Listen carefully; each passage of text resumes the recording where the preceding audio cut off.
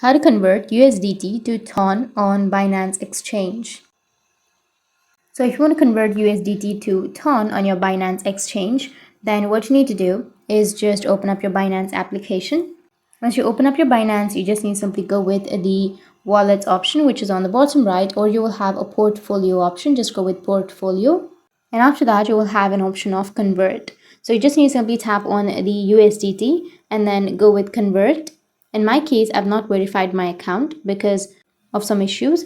And if you verified your account, then you just need to simply tap on the USDT, which is right here, and then go with convert option. Once you go with convert, it will ask you to enter your from address and to address. So you just need to simply enter your from and to address, which is the from address should be USDT. So select USDT, and the to address should be TON. And after that, you need to enter the amount. On the right side, you will have the amount section. You just need to simply go and enter the amount.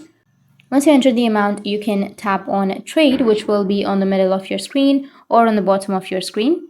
And once you tap on trade, you need to simply go with confirm. And after trading, you'll be able to convert your USDT to TON on your Binance Exchange. So that's it. And if you have any questions, feel free to comment below. Thanks for watching.